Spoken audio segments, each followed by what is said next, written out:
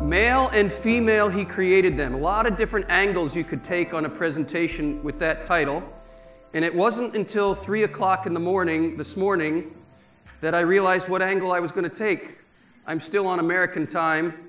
I don't know exactly which end is up right now or what time of day it is. The sun is shining, so that gives me an indication. But I woke up at 3 in the morning. I thought I was going to take one approach in my presentation this morning, and something else dawned on me. And I hope, Lord, please, I think it was inspired. So I'm just going to go with it. And I think at the end of our time together, an hour and 10 minutes from now, we will be full of hope and courage in a new way to face the challenges of our times. There is good news of great joy to proclaim to the world about the truth that we are created male and female, and God knows we are in need of some good news. But to know how good the good news is, we have to know how bad the bad news is. And I'd like to show you a little video clip right now to set the stage. That will, if you haven't seen it, it's made its rounds on YouTube, at least in the United States. It will show us very clearly how bad the bad news is. That when we are confused about sexual identity, we are confused about human identity. And this is very detrimental to us. Let's take a look at the bad news, then we'll unfold the solution, and leave here, I hope and pray, with hope and courage. Let's take a look.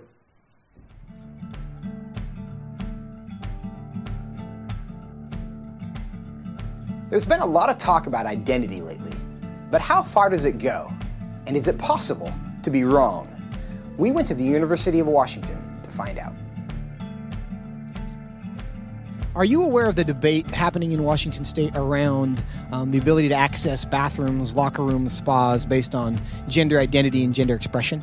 I think people should be able to have access to the facility. I think bathrooms could and potentially should be gender neutral because there doesn't need to be a classification for differences. I think people definitely should have the ability to go into whichever locker room they want. I feel like at least public universities should do their best to accommodate for those who do not have a specific gender identity. You know, whether you identify as male or female and whether your sex at birth is matching to that, you should be able to utilize the resources. So if I told you that I was a woman, what would your response be? Good for you. Okay, like, yeah. Nice to meet you. I'll be like, what? Really? I don't have a problem with it. I'd ask you how you came to that conclusion. If I told you that I was Chinese, what would your response be? I mean, I might be a little surprised, but I would say, good for you. Like, yeah, be who you are. I would maybe think you had some Chinese ancestor. I would ask you how you similarly came to that conclusion and why you came to that conclusion. I would have a lot of questions just because on the outside I would assume that you're a white man. If I told you that I was 7 years old, what would your response be? I wouldn't believe that immediately. I probably wouldn't believe it, but I mean, it wouldn't really bother me that much to go out of my way and tell you, no, you're wrong. I'd just be like, oh, okay, he wants to say he's 7 years old. If you feel 7 at heart, then then so be it. Yeah, good for you. So if I wanted to enroll in a first grade class, do you think I should be allowed to?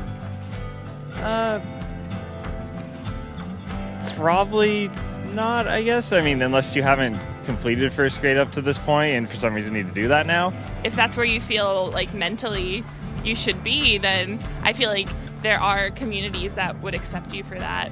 I would say so long as you're not hindering society and you're not causing harm to other people, I feel like that should be an okay thing. If I told you I'm 6 feet 5 inches, what would you say? That I would question. Why? Because you're not. No, I don't think you're 6'5". If you truly believed you're 6'5", I don't think it's harmful. I think it's fine if you believe that. It doesn't matter to me if you think you're taller than you are. So you'd be willing to tell me I'm wrong? I wouldn't tell you you're wrong. No, but I say that I don't think that you are. I feel like that's not my place as like another human to say someone is wrong or to draw lines or boundaries. No, I mean, I wouldn't just go like, oh, you're wrong, like, that's wrong to believe in it, because, I mean, again, it doesn't really bother me what you want to think about your height or anything. So I can be a Chinese woman. You... Sure. But I can't be a 6'5" Chinese woman. Yes. If you thoroughly debated me or explained why you felt that you were 6'5", I feel like I would be very open to saying that you were 6'5", or Chinese, or a woman. It shouldn't be hard to tell a 5'9" white guy that he's not a 6'5" Chinese woman. But clearly it is. Why? What does that say about our culture? And what does that say about our ability to answer the questions that actually are difficult?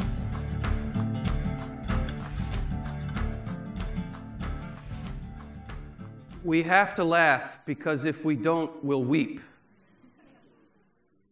Right? At the surface, we chuckle, but underneath this is not funny. How did we get here? How did we get to the point where a 5'9" white guy can pass as a 6'5" Chinese woman?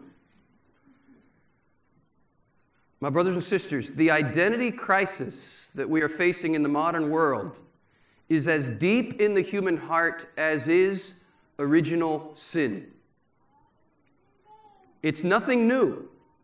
And I think we must come to terms with the fact that the identity crisis is the human condition in our fallen humanity. And that each and every one of us, because we're fallen, broken human beings, have an identity crisis. So it's not just those people out there who have an identity crisis.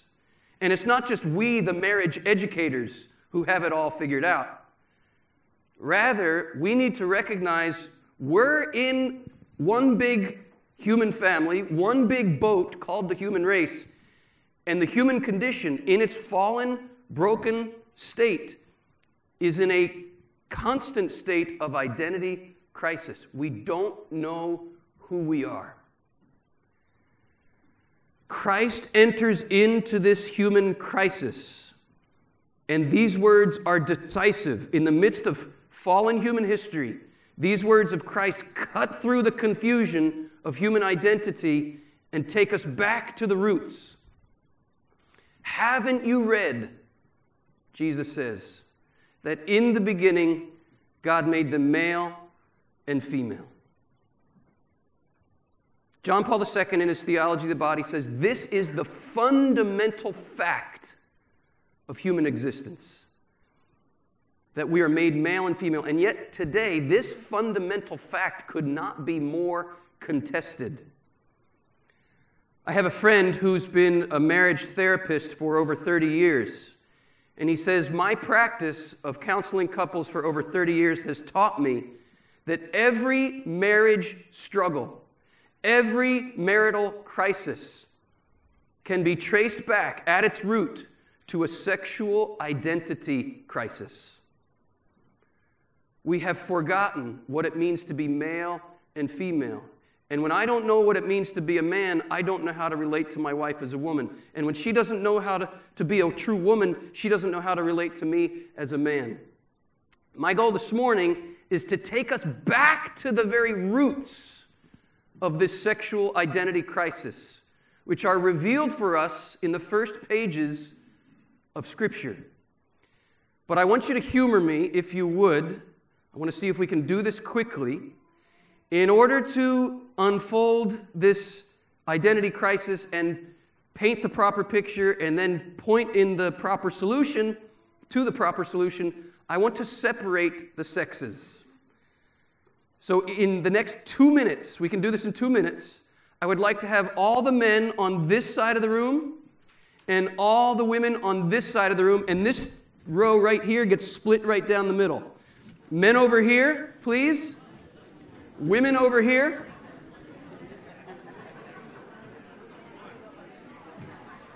All right, I'd like to read from Pope Francis's wonderful document, The Joy of Love. He says this: today, various forms of an ideology of gender envisage a society without sexual differences.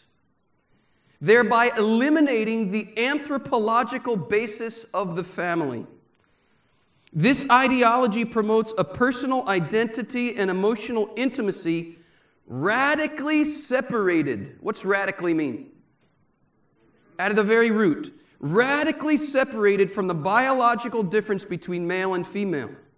Consequently, human identity becomes the choice of the individual, one that can also change over time.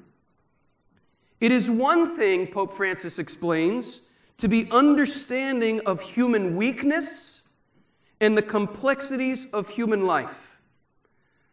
We have to be understanding, we have to be patient, we have to be compassionate towards those who are suffering with a deep sexual identity crisis. That's one thing, to show patience, understanding, compassion. But it's another thing, he says, to accept ideologies that attempt to sunder what are inseparable aspects of reality. We are called to protect our humanity, and this means, in the first place, accepting it and respecting it as it was created by God. Haven't you read that in the beginning, God made them male and female? Why? A friend of mine studied under a German philosopher who would walk into the classroom and just pace back and forth with one question on his mind every day. Why are there two sexes? Why are there two sexes? Guys, sing this note with me.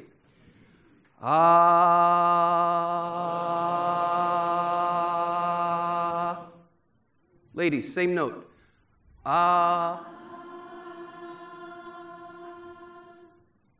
Was that the same note? Together. Why are we different? We are complementarily different in order to complete one another and make a kind of music we aren't able to make on our own. Why are there two sexes? To enter into God's love song. To enter into God's love song. God has one plan for the human race. That we would hear the music of eternal Trinitarian love, enter the song, and sing back. This is why we are male and female. We're going back to the beginning. I want you to fill in this handout as we go along. This will be our map for our time together. Do you know the Hebrew words for male and female? Anybody? Okay, that's in Genesis chapter 2, Ish and Isha. In Genesis chapter 1, when we read, God made them male and female in the image and likeness of God. He made them, and He blessed them, and He said, be fertile. It's another word for male and female. And I want you to write this under the Adam column. Write the word zakar, Z-A-K-A-R. Zakar. Guys, say this word with me. 1, 2, 3. Zakar. There's something masculine about that word. Okay, ladies. The Hebrew word for female in Genesis chapter 1 is nekevah. And here's how it's spelled. N-E-Q-E-B-A-H. But the B is pronounced V. Nekevah. Ladies, say nekevah. 1, 2, 3. Nekevah. Nekevah. Okay, now in the Hebrew language, there is a happy homonym taking place here that we totally miss when we translate these words male and female. We miss something of great poetic significance in the Hebrew language. The happy homonym for the word zakar, another meaning of the word zakar in the Hebrew language is to remember. To remember. So right under the word zakar, put its definition, to remember. The happy homonym. There's a happy homonym to nekevah in the Hebrew language. And it means, it's hard to translate exactly, but either to be pierced or to be open. So let's go with open. To be open. In the Hebrew language, they understood that the very essence of masculine identity is to remember the love of God. To remember the love of God. The biblical vision, the Hebrews understood the very essence of feminine identity is to open to the love of God. To open, to be pierced by, to receive, to open to the love of God. This takes us to the very deepest roots of male and female identity, zakar and nekeva. To remember divine love and to open to divine love. Now notice, theology of the body. Our bodies tell this story. Look at the very anatomy of the male. May I say it plainly? Gentlemen, we have the member that allows us to remember divine love. What is the sign of the covenant given to Abraham, the father of the whole Jewish people? Why do we have to have the ladies say it? God, we don't even want to mention it. Circumcision. Guys, have you ever pondered this? This is the sign of the old covenant. Imagine you're Abraham. God comes to you and says, Abraham, I want to establish a covenant with you. What was the promise given to Abraham, guys? Offspring, offspring, offspring. The promise given to Abraham was fruitful nuptial union. And then God says to Abraham, I want to inscribe a sign of my covenant in your flesh. And you might think Abraham's like, okay, God, what do you have in mind? Like a bone through the nose, a tattoo on the shoulder? What do you got in mind? And God says to Abraham, see that sharp rock over there? Here's what I want you to do with it. Why? Because you have forgotten what it means to image my love. To image the love of God demands the sacrifice of flesh and the shedding of blood right where it hurts. Our sisters already know this. It's written in their flesh already. Look at the anatomy of the woman. You are designed by the Creator to open, to receive divine love, and conceive it and bear it forth. Where is this ultimately fulfilled? Who literally conceived divine love and bore it forth? Mary. Mary. All the history of Israel is fulfilled in Mary. And woman knows she bleeds every month. She knows that to participate in God's covenant love, and by the way, whenever God establishes a covenant with His people, we always see the call to be fruitful and multiply. Because that call to fruitful, life-giving love, the marital covenant, is the earthly sign of the eternal covenant of God's love for His people.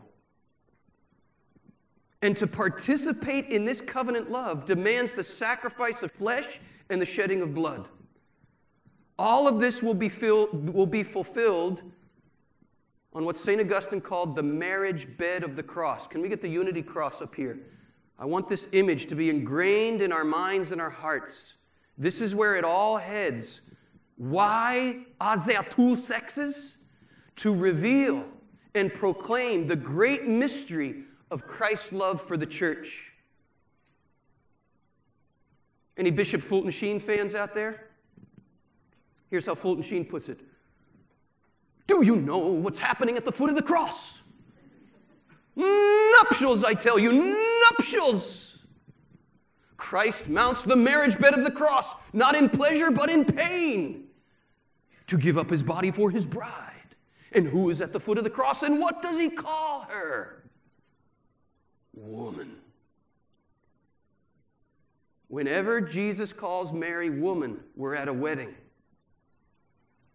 Where else does he call Mary woman? Cana. Ding, ding, ding, ding, ding, ding, ding. God wants to establish a covenant with his people. God wants to marry his people. This marriage is consummated at the cross. What is this? It is the ultimate sacrifice of flesh and blood for the sake of the most fruitful union of the universe. What does the new Adam say to the new Eve? Mary represents the church. She's the symbol of the church at the foot of the cross. What does the new Adam say to his bride, the church, at the cross? Woman, behold your son, the beloved disciple, is the mystical offspring of the mystical marriage of the new Adam and the new Eve. She became the mother of all the living at the foot of the cross. Our bodies, Zakar and Nekevah, our bodies tell this story. We are called, gentlemen, to remember divine love. And woman is called to open to receive divine love. Look at the chalice that Mary's holding. Can we get the close-up? Here in the mystical rendition of what happened at the cross, this mystical artist has Mary holding a chalice to receive divine love from the open heart of the bridegroom. We are designed as men to remember God's love. You are designed as women to open, to receive divine love. This is why God made us male and female, to tell the story of his own covenant love. But there's an enemy who gets in the mix. There's an enemy who does not like our creation as male and female in the image and likeness of God. There's an enemy who does not want us to participate in God's covenant love. There is an enemy who does not want us to reach the marriage of the Lamb in eternity. The Bible begins with the marriage of man and woman, but it ends with the marriage of Christ and the church in the book of Revelation. And the whole purpose of the marriage of man and woman in Genesis is to point to and foreshadow the infinite and the eternal union of Christ and the church. The enemy does not want us to get to that eternal marriage. So what does he do? He attacks the earthly marriage to scramble its message so that it no longer points us to the infinite. And so sin and death entered the world, John Paul II says in his Theology of the Body, through the relationship of man and woman. The original sin is not the sin of the woman, it's not the sin of the man. John Paul II says the original sin is the sin of the couple who forgot what it meant to be male and female. So if man's there's a complementarity in the sin, let's put it that way. Everybody with me there?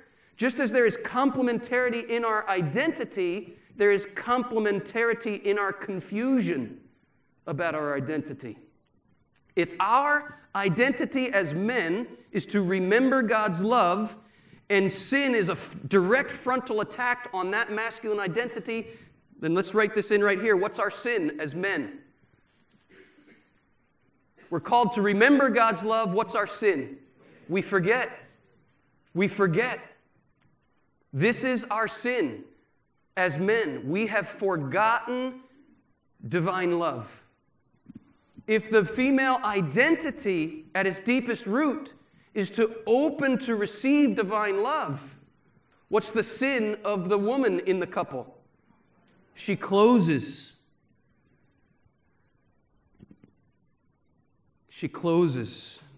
Guys, this is why John Paul II says in his Theology of the Body that we have a particular responsibility as men to restore the balance of the sexual relationship. Why? Because if we forget, she will very naturally want to do what? Close. To restore the relationship of love between the sexes, we must remember. And if we remember, she will naturally want to open. this shines a bright light on deep, deep pains and frustrations and difficulties in the sexual relationship. Guys, let's be honest here. We long and ache for you to open to us. We long and ache for you to open to us. The bridegroom in the Song of Songs says, "Open to me, my love, my dove, open to me." That is the deepest cry of the bridegroom's heart to the bride. Open to me, my love, my dove. But that ain't easy, is it? That's scary, isn't it?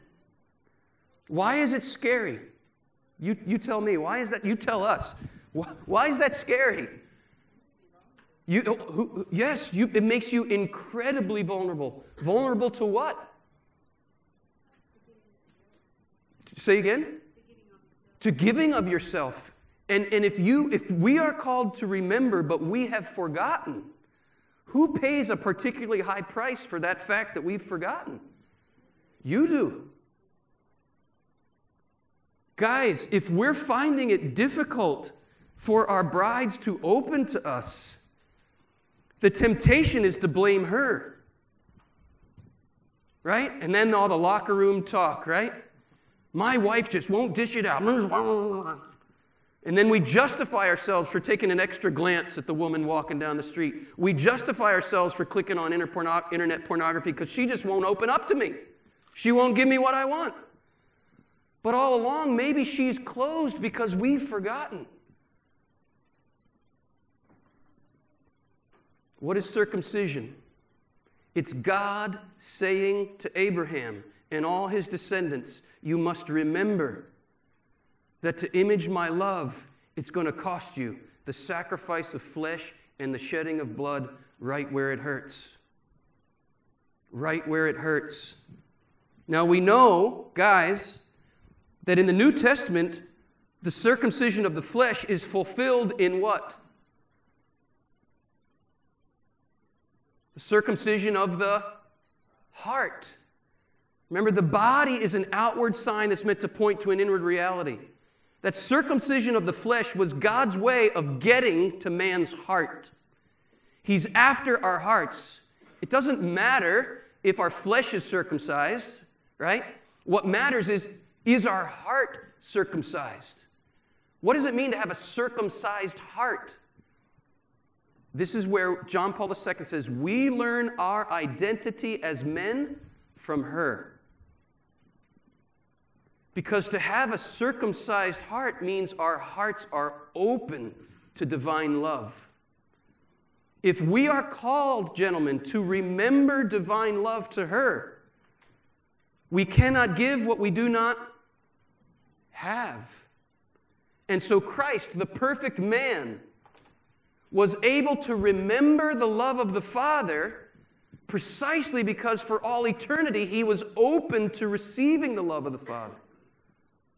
As the Father has loved me, so I have loved you, Jesus says. This is why John Paul II says woman is the model of the whole human race. She shows all of humanity what it means to be human. Because to be human means to open, to receive God's love, conceive it, and bear it forth to others. Guys, here's the paradox. If we want to be real men, we must learn how to get in touch with that openness, or we could even say the femininity of our own hearts before God. Are you tracking with me here? Because you cannot give what you have not received. Why do we long for her openness? Boom, boom, high five, brother. Her open gates, my brothers, will teach us our own posture before the living God. It's Christ's posture for all eternity before the Father. Open receptivity to the divine gift. When we cop this macho attitude, we don't love, we dominate. When we fail first to receive, what we offer her is not divine love, it's our own lustful desire for gratification. And if that's all we have to offer, you will very naturally want to do what? Close. The original sin is the sin of the couple. But there is very important symbolism here in Genesis. Why did the serpent approach you?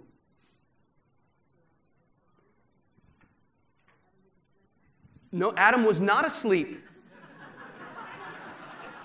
Adam was right there. But what is the symbolism? Read the symbols of Genesis. Why did the serpent approach the woman? Let's take a look. We read in Genesis that Adam was in charge of guarding the garden, protecting the garden, caring for the garden. What's the symbolism of the garden? You are a garden enclosed, my sister, my bride. Song of Songs. The woman is the garden. The woman's womb is the garden. The enemy's hatred from the beginning is aimed at the garden. He wants to turn the place of life into a place of death. He wants to turn the womb into a tomb. His enmity, it says right in Genesis, is aimed at the woman and her ability to bear offspring. Adam is put in charge of guarding the garden. If woman is the model of the whole human race, the serpent approaches her because his goal is to get the whole human race to do what before the eternal bridegroom? Close. That was the original sin. Humanity closed to God's gift. And that's exactly what the serpent wanted us to do, to close to God's gift. Where was Adam when the serpent came and was attacking his bride? We read in Genesis, the serpent entered the garden. The serpent entered the garden. Hello?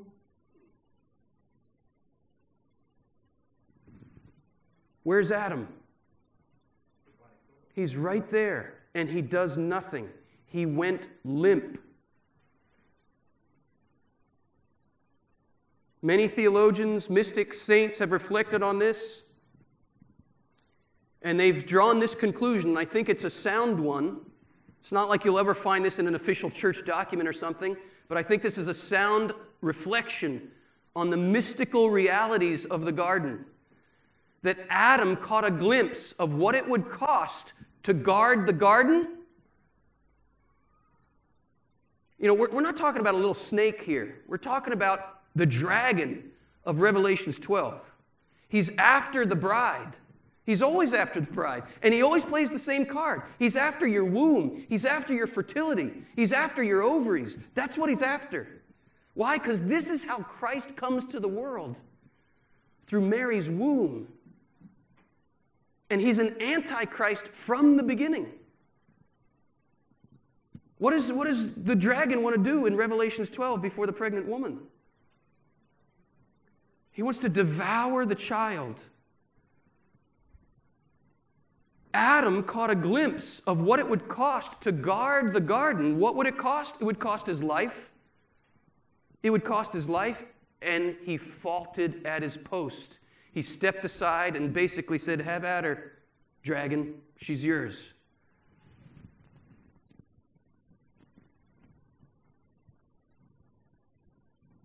Mercy, God. Mercy, God. Mercy, God.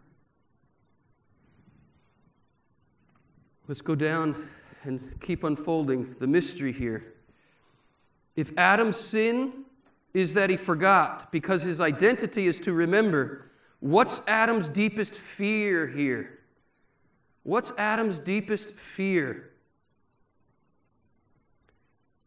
I think deep in the masculine heart, deep in the history of the masculine soul, is this knowledge that we faulted at our post. is this knowledge that we were given a responsibility and we proved inadequate. We proved not up to the task. And I look at my life and I know I fear. I get so nervous. I get so fearful when my inadequacies are on display. I think one of my deepest fears is the fear of inadequacy. I'll tell you a little story about my life. There's a wound in my life because my dad never taught me how to play basketball. Basketball is a huge sport in America. I don't know how big it is here in Aussie land. Is it yes, no, maybe so? It's a big sport in America, and I never learned how to play basketball. And all my buddies learned how to play basketball. And when I shot a basket, I was accused of throwing the ball like a girl. How's that make a 12-year-old boy feel? Turtle goes right back into his shell. To this day, if buddies of mine say, hey, we're going to play a little pickup game of basketball, want to join us? I'm working on a book deadline. My wife, sorry, I can't make it. Why? Because my inadequacies will be on display. And in one form or another, issues of the heart will register in our loins as men. Guys, I don't know about you, but I must get 10 emails a week telling me about the latest product to increase the size of my member. Take it from me, none of those things work. But here, why? What is this? What is this? It's a deep fear, I believe, that we don't have what it takes. And our history has demonstrated the truth of it. In many ways, we don't have what it takes.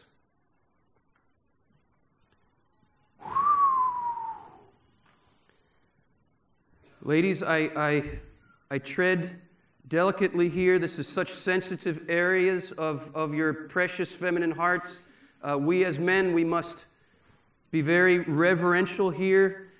We don't experience what you experience. I'm drawing here from my 21 years of married life and doing this ministry for about the same amount of time and interacting with women and coming to slowly but surely understand more and more the human condition and the struggles in my own marriage. But you tell me if you think I'm off, but I think one big fear in a woman's heart, in light of our weakness and the ways that our brokenness affects you, you're afraid of abandonment. Remember the song, "Will you still love me tomorrow?" And you can see a complementarity in our fears here. There's a complementarity in our identity to remember divine love, to open to divine love. There's a complementarity in our sin. We forgot, she closed.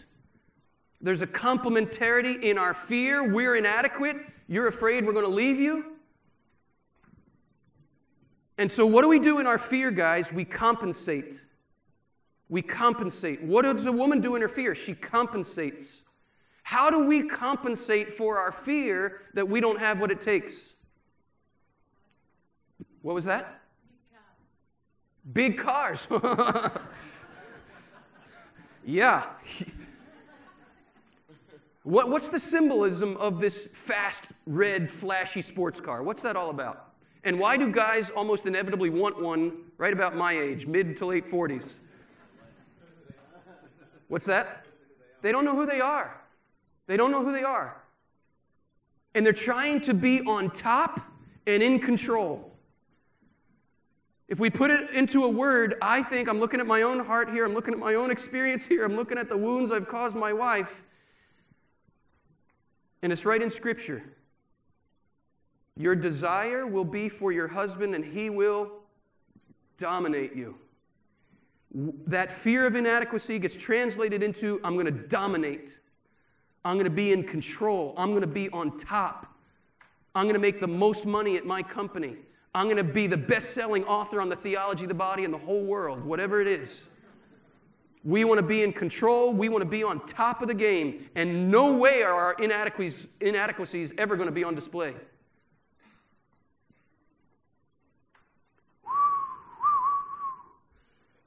I'm good at what I do. I'm good at writing books. I'm good at teaching. When I'm in my office writing my latest book, I am in my element and I am throwing really well with my right arm. I know how to throw with my right arm really well. Right? And guys, when we have strengths, we focus on them and we develop them until we are smooth and we are impressing everybody. But at the end of the day, when I'm called to walk from my office, I have a home office, it's a separate building. When I walk from my office into my house and it's time for dinner and I got to deal with my wife and my kids, I feel so inadequate so often. I'm throwing with my left and I'm so afraid my inadequacies are on display. Guys, we got to learn how to throw with both arms. We got to learn how to throw with both arms. And the only way you can do that is by not being afraid of realizing I can't throw with my left very well. And I got to learn how to do it. So I got to deal with my fears. I got to deal with my inadequacies. I got to deal with my insecurities. And I got to stop trying to dominate and be on top. When I got married in 1995, I already had this theology in my head. You know, husbands, love your wives as Christ loved the church. That's what I inscribed in Wendy's engagement ring. As Christ, so I.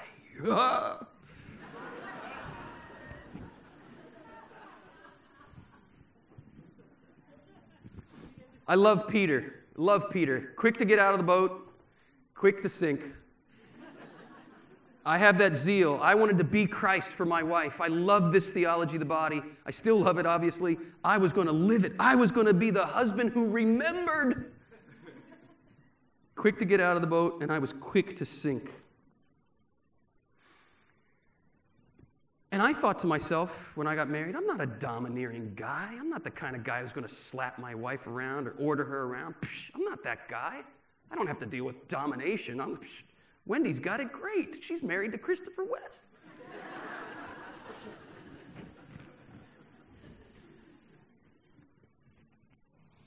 About the 10-year mark of our marriage, I was offered a very lucrative book deal from the biggest publishing house in the world. My ship had come in, or so I thought. It was a book I was supposed to write for husbands called Loving Her Rightly. I was so excited to tell Wendy all about it. You should have seen the look on my wife's face when I told her the title of that book. What? What's the problem? I said, honey, you and I need to talk. And it's going to be long and it's going to be painful. But let me just make it clear enough to you right now that you are in no place to be writing a book for husbands called Loving Her Rightly.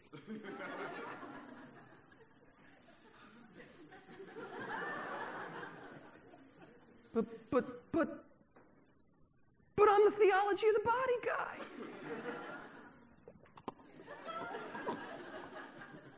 Mask. Guys, we wear so many masks to cover what? Our fear of inadequacy.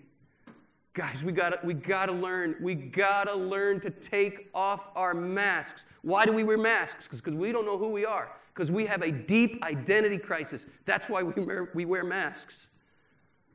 That's why I don't want to play basketball with the buddies. I don't want my inadequacies on display. I'm scared to death of them. We dominate in order to compensate. I call it my iron logic, the way this domination works out in my marriage. It's this, the way you think, the way you see the world, lady, it's just different. Right, guys? It's just different. The way you see the world.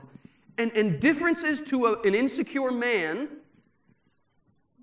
appear as threat.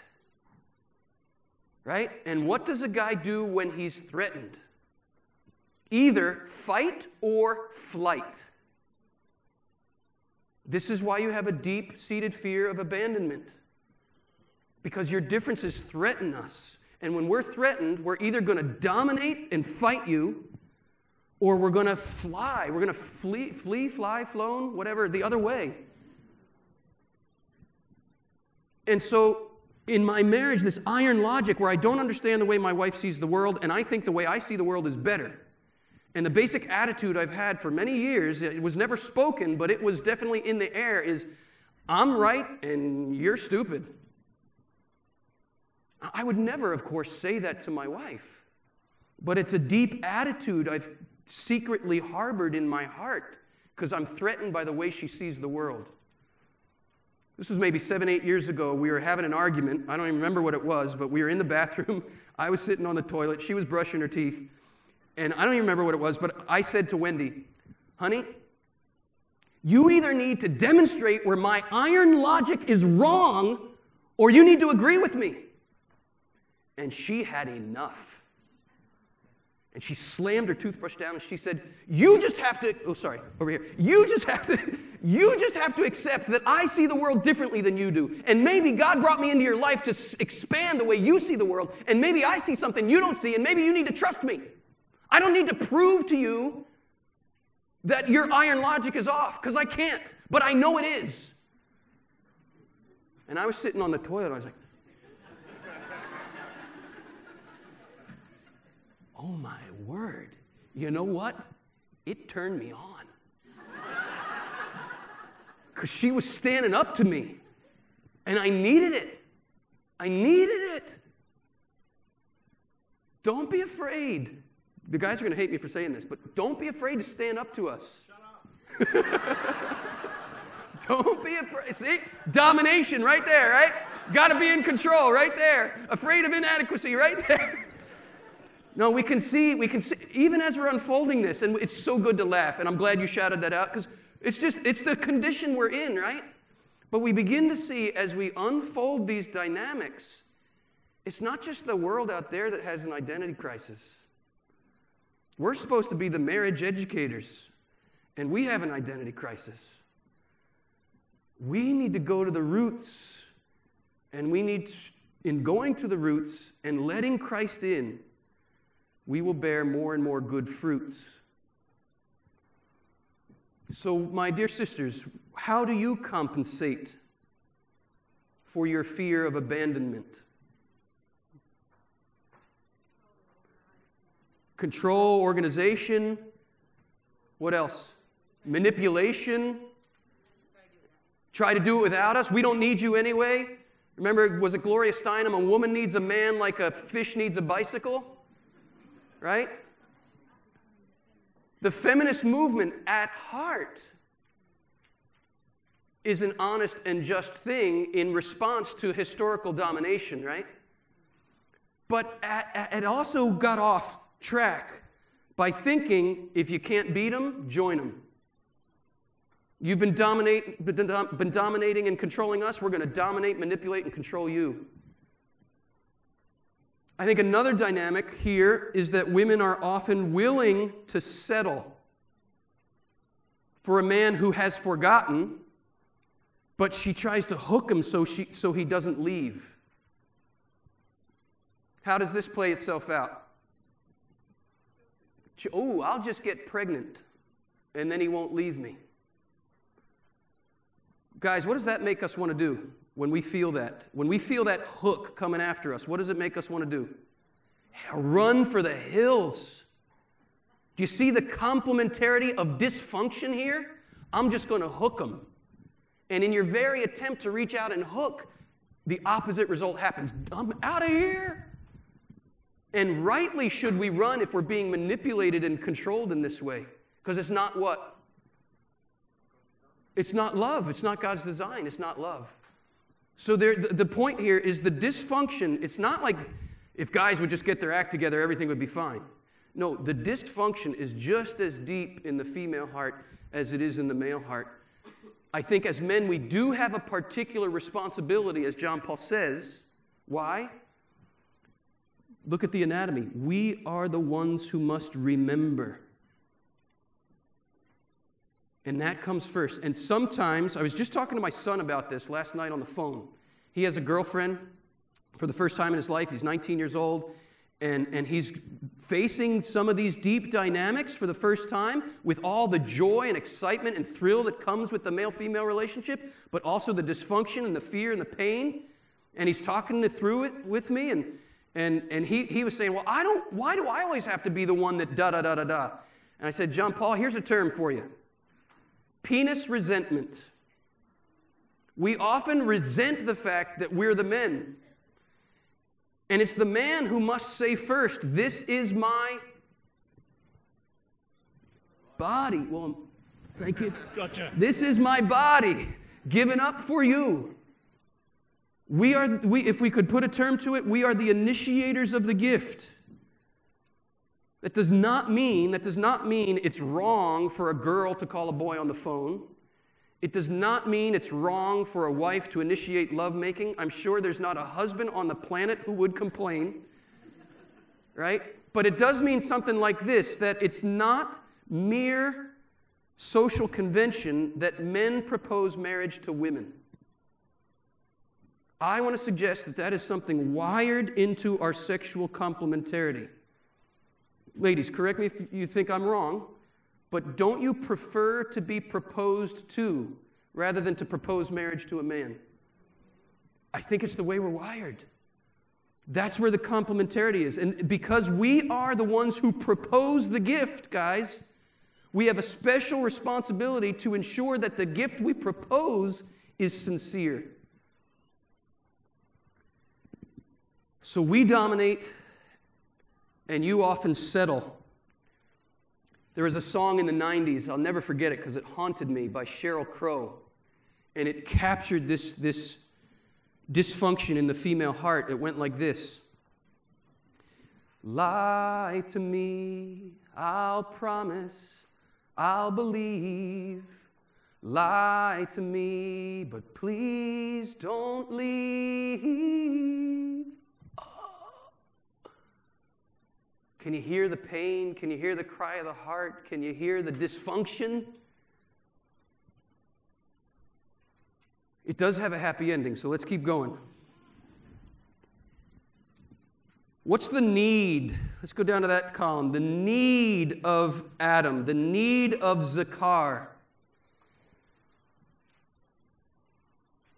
I think one of the deepest needs in our particular dysfunction as men, that fear of inadequacy, the recognition that we have faulted at our post, the recognition that we have forgotten, the recognition that she has closed, the recognition of all this pain, we need a heavenly affirmation that despite all our dysfunction, despite all our inadequacy, despite all our failures and weaknesses as men, we need a heavenly affirmation that we are loved, that we are men, and that we do, despite our weakness, have what it takes. I think one of the reasons men love Braveheart is not so much because of the story of William Wallace, but because of the story of Robert the Bruce. I think Braveheart, this movie, guys, how many of you have not seen Braveheart? Only 2 of you. 3 of you. Please go. Now notice, only 3 guys had not seen Braveheart. This tells us something. I've seen it 24 times. It's become a rite of passage with my teenage boys. Watch it again, study it. It's all about the father-son relationship. The men who flourish have strong fathers or strong father figures. The men who flounder have very weak fathers. Robert the Bruce betrays William bitterly, but look at his father, the leprous father, right? That outward leprosy is a sign of the inner corruption, right? It was his father that egged him on to betray William. This movie is much more about Robert the Bruce acquiring a brave heart than it is about William Wallace's brave heart. But how does Robert the Bruce acquire a brave heart? Because William believes in him. William believes in him even after that bitter betrayal. William still believes in him. There is strength in you, I see it. Robert the Bruce has the title to become the King of Scotland. And William speaks right to his heart. He says, men don't follow titles. They follow courage. And if you would just have the courage to lead the people to freedom, they'd follow you. And so would I. Every one of us needs a man to tell us that.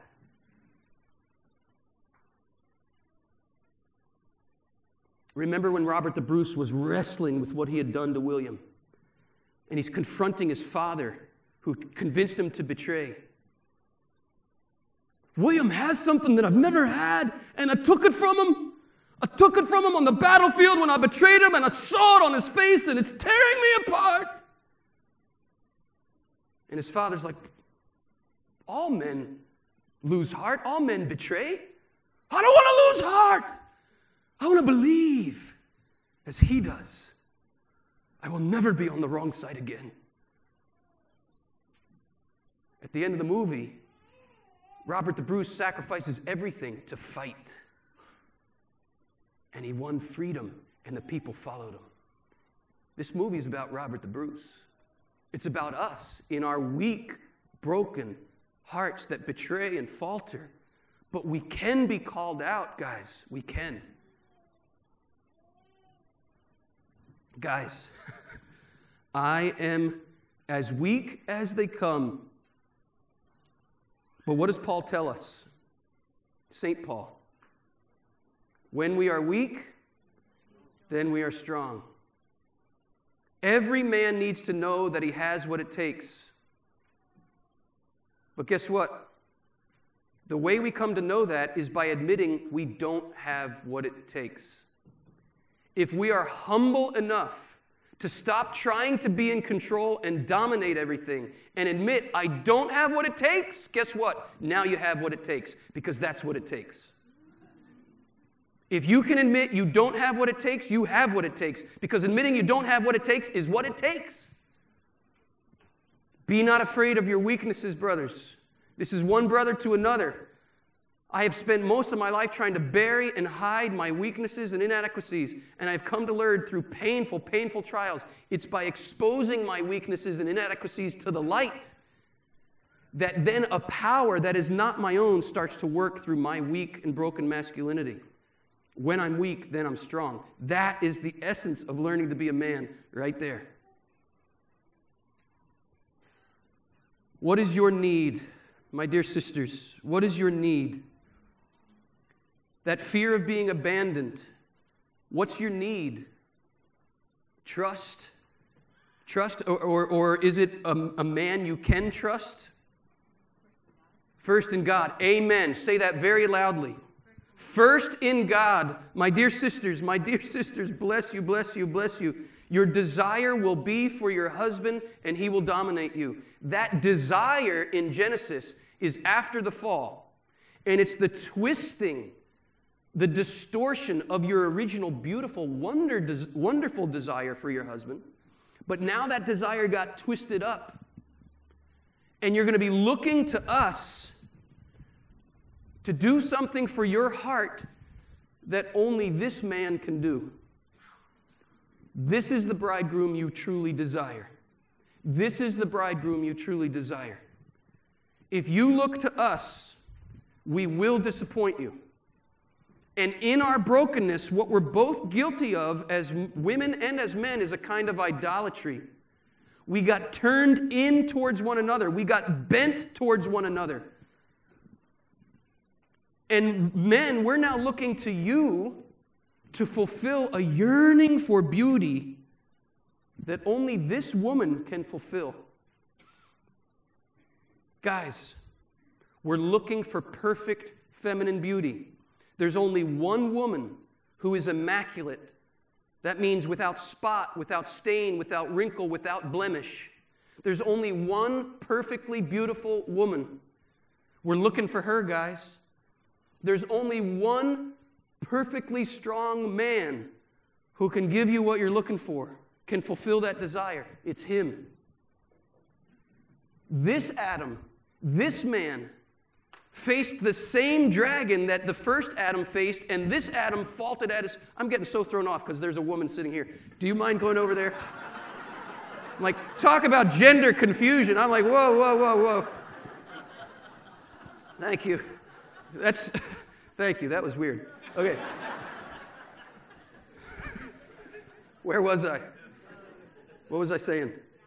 Dragon. So the first Adam faced this dragon and faulted at his post in the garden, right? The new Adam, also in a garden, faced the dragon, and he took the hit himself to save you. To save you. It's all about the bride. Remember how Mel Gibson portrayed this in The Passion of the Christ in the Garden of Gethsemane? And the serpent comes, and he's sweating blood. This Adam did not fault at his post. And what did he do to the serpent?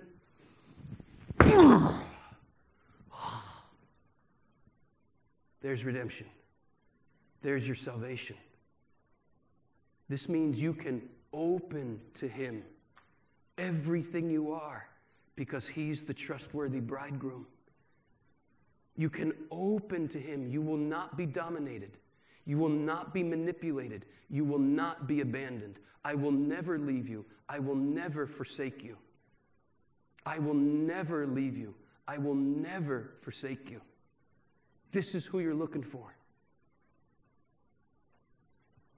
Turn on the radio. You're going to hear all this in the human heart, both from men and from women. This is what we want to be as guys. I can be your hero, baby. I can take away your pain. And I will stand by you forever. Right? That's what we want to be as men. That's what we want to be. But we're weak, we falter, we fail. In the feminine heart, I need a hero. I'm hanging on for a hero till the morning light. Well, he's got to be strong, and he's got to be this, and he's got to be larger than life, right? All those knight in shining armor romantic fantasies, you're looking for this. You're looking for him. All the beauty we're looking for in woman, guys, we're looking for her. We're looking for her. The more we direct our yearning, guys, for perfect feminine beauty to perfect feminine beauty, the less we're going to demand it of her.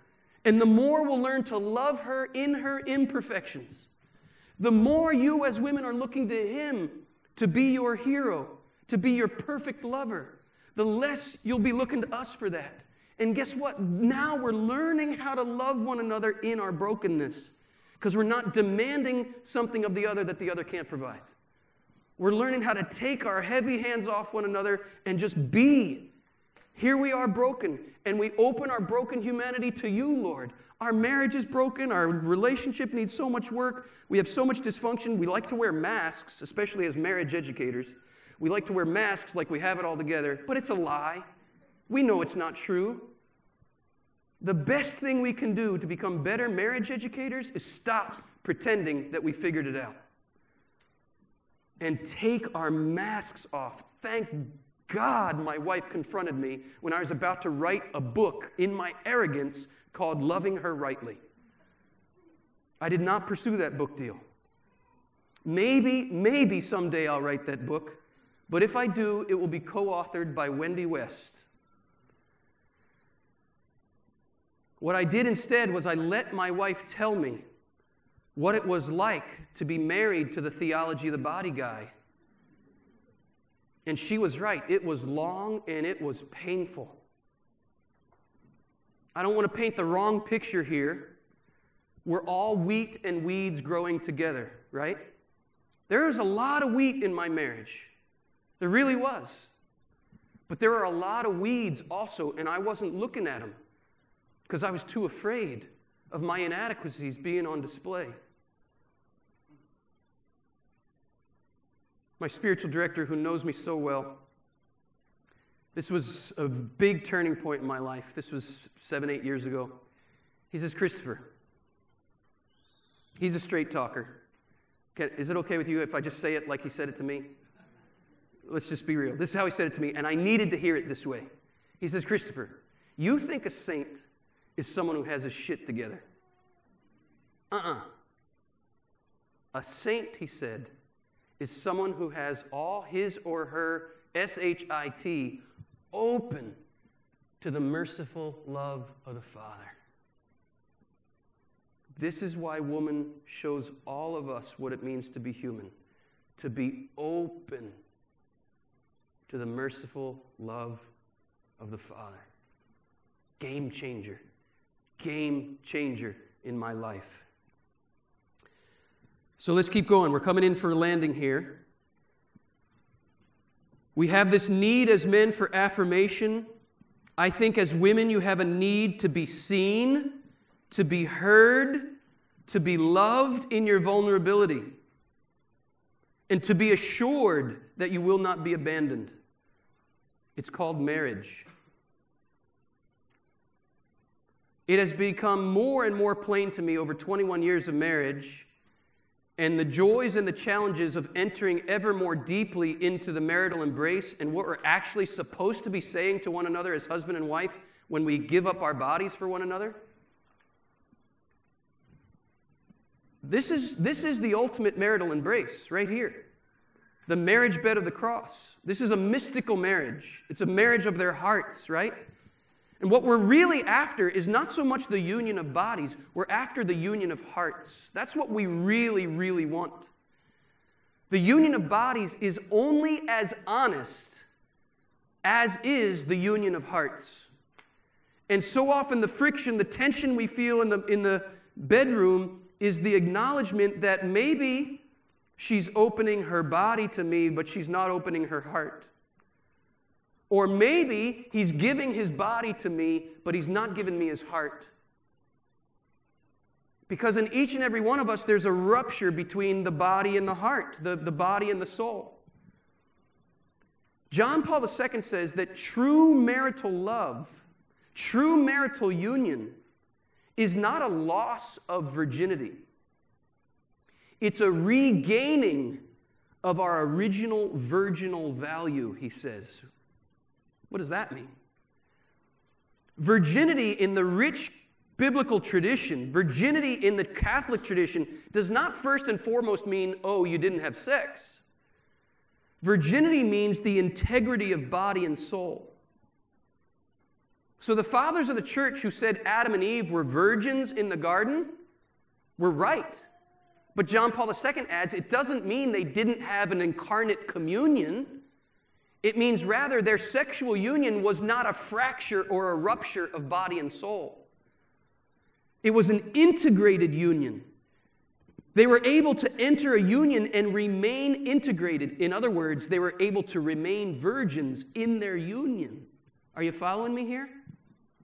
It's only lustful sexual union that ruptures body and soul and causes us to lose virginity. Everybody with me there? So authentic marital love, the more we as men are dealing with our identity crisis and growing more and more as integrated men, the more we are allowing our hearts to be circumcised. Everybody with me there? We are becoming integrated as men, and the gift we give is truly more and more a remembering of divine love. Are you following me there, guys? And the more we're making that gift, the more she's learning how to open and make herself very vulnerable and trust in the sincerity of the gift. And the union deepens, and the heart and soul and body all come together. If we need to be circumcised in heart, Scripture also speaks of the spiritual labor pains. And so we could speak of a dilation of heart that is required of woman. What is dilation? Openness. Openness, right? The more we allow our hearts to be circumcised, and the more you allow your heart to be dilated, the more the union of man and woman is not a loss of virginity, but a regaining of virginity, because we're being integrated, we're being healed. Are you following me there? The identity crisis is being healed. And I went off on that little tangent because I wanted to share just in my experience of marriage, I have come to realize as a man something that women intuit already. It's taken me some years to get to this place of feeling it at this level. But it is impossible to engage in the sexual union and really make yourself vulnerable in the way we're called to make ourselves vulnerable without the absolute assurance of the other that I will never leave you, I will never forsake you. It's impossible to engage in the sexual act honestly. It's impossible to make this true gift of self if we do not have the utter commitment of the other person. I will never leave you, I will never forsake you. Only that safety allows us to be as vulnerable as we must be in the marriage bed. Guys, how can we grow in confidence in our true, authentic identity as men? We turn to Christ again. Christ, in his humanity, needed this same affirmation, guys. And where did he receive it? Boom. The Jordan and Mount Tabor. The heavens open when Christ is baptized. Do you know what was happening in the baptism in the Jordan? The Catechism says baptism is a nuptial mystery. Do you know the Jordan River Valley is the deepest crevice on planet Earth? The Jordan River Valley is the deepest crevice below sea level on planet Earth. And the heavenly bridegroom is plunged into the deepest crevice of the feminine creation. And he impregnates the water with the divine seed. The Holy Spirit comes upon him. And the Father from heaven says, "You are my beloved Son. Well done, Son. You are filling all the waters of creation with my life-giving power." Woo! This is the marriage of heaven and earth, consummated by the bridegroom and the openness of the earth to his gift. Who is that open earth? Who is that open garden? It's woman, and it's fulfilled in Mary. Our bodies tell this story. What affirmation do you need, my dear sisters, and where does it come from? An angel comes to this woman and says, "You have found favor with God." God wants to marry you. He will never leave you. He will never forsake you. The lover in the Song of Songs, who is ultimately Christ, he comes to the garden of his beloved, and he just knocks on the gate. He never barges in. He never manipulates her into surrendering the key. He knocks. "Behold, I stand at the door and knock. Anyone who opens to me, I will enter and sup with you. I will dine with you." The King delights in your beauty. The King delights in your beauty. You need to be seen. You need to know you're beautiful. You need to have utter assurance you will never be abandoned. This is your bridegroom, Jesus Christ. The King delights in your beauty. He knows your heart. He never barges in. He knocks. Mary teaches you in the Annunciation that it is safe to be a woman. It is safe to open up. She faces all the same temptations that Eve did. She has had to stare in the face the historical weakness of men and the faults of men and the fact that men often abandon their post. She had to face all that temptation. She had the temptation to close because she was afraid. The angel came and she was afraid. What does the angel say? "Do not be afraid, Mary. You have found favor with God. You shall be the mother of God's Son." But he awaits her response. It's a gift of total freedom. God never barges in. He never manipulates. He never dominates. He says, "This is my body given for you," and he awaits your response. One woman's yes, one woman's openness changed the whole course of human history. Yours can too. Guys, we need to be restored We need to be restored in our authentic masculine identity. Where does that restoration take place? At the Last Supper, when the new Adam says to those 12 men gathered around, "Do this in remembrance of me." Do what? Say to the bride, with your whole life, your whole body, your whole soul, everything you are, say to the bride, "This is my body given for you." This is the restoration of the authentic sexual identity of Zakar. What is the restoration of the authentic feminine identity of Nekeva? When Mary in the Magnificat says, "He has remembered His mercy to me. He has remembered His love to me." And she gave her open yes. Authentic masculine identity is, "This is my body given for you." Authentic feminine identity is, "Let it be done unto me according to your word." This is why the new Adam and the new Eve restore authentic sexual identity.